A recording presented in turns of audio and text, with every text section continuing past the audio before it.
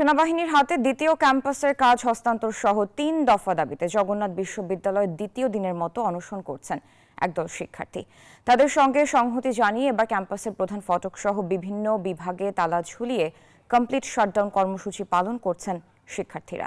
সোমবার সকালে ক্যাম্পাসের প্রধান ফটক সহ একাধিক ভবনে তালা লাগিয়ে শিক্ষার্থীরা এ কর্মসূচি শুরু করেন। তারা জানান, শিক্ষার্থীরা অনশন করে অসুস্থ হয়ে হাসপাতালে ভর্তি আছেন, কিন্তু প্রশাসন কোনো উপযুক্ত পদক্ষেপ নেয়নি এখনো। এর আগে রোববার সকাল 8:30 থেকে অনশন করেন শিক্ষার্থীরা। অনশনে অসুস্থ হয়ে রাতে প্রায় 15 জন হাসপাতালে ভর্তি হয়েছেন। উপাচার্যের আশ্বাসেও অনশন ভাঙেনি শিক্ষার্থীরা।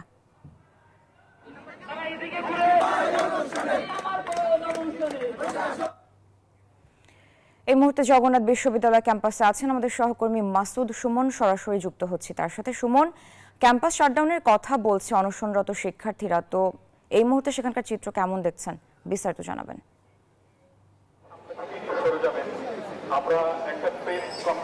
স্যার, আপনি যেমনটি বলছিলেন যে 3 দফা দাবিতে কিন্তু তারা গতকাল অনশন কর্মসূচি পালন করে। এখনো সেই অনশন কর্মসূচির পাশাপাশি কিন্তু এই কমপ্লিট শাটডাউনের ঘোষণা সেইটি কর্মসূচি পালন করছেন।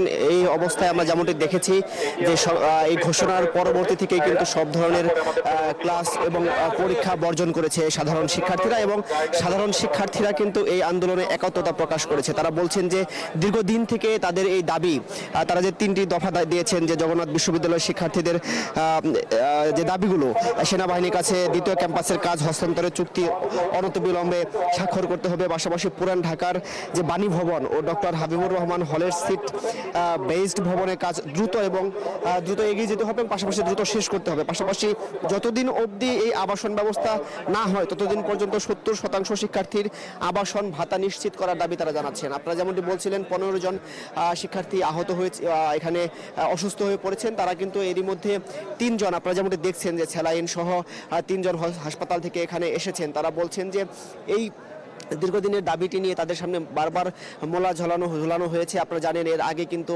সচিবালয়ে তারা এই গেল বছরের নভেম্বরে 12 তারিখ সচিবালয়ে একটি কর্মসূচি পালন করে। সেখানে কিন্তু বারবার কয়েক দফা বৈঠক করেন এবং বৈঠকে কিন্তু বারবার শুধু আশ্বস্ত করা হয়েছে। তারা বলছেন যে 2018 সাল থেকে শুধু আশ্বস্তই করা হচ্ছে। পট পরিবর্তনের পরে, বৈষম্য বিরোধী ছাত্র আন্দোলনের পরে তারা মোটামুটি আশ্বস্ত ছিলেন যে এবার তাদের দাবিটি পূরণ হবে, কিন্তু সর্বশেষ 12 নভেম্বরের পরবর্তী সময়ে প্রধান উপদেষ্টা সহ উপদেষ্টাদের বৈঠকের পরে যে আশ্বাস দেওয়া হয়েছিল সেটি বাস্তবায়নে কিন্তু কোনোরূপ তারা কোনো ধরনের পদক্ষেপ দেখেনি। ফলে এই আর কোনো আশ্বস্তে তারা এটিকে আন্দোলনকে প্রত্যাহার করবেন না। এবার তারা এর সুষ্ঠু সমাধান চান এবং কাজের অগ্রগতি দৃশ্যমান চান। এই ছিল আমার কাছে জগন্নাথ বিশ্ববিদ্যালয় থেকে সর্বশেষ।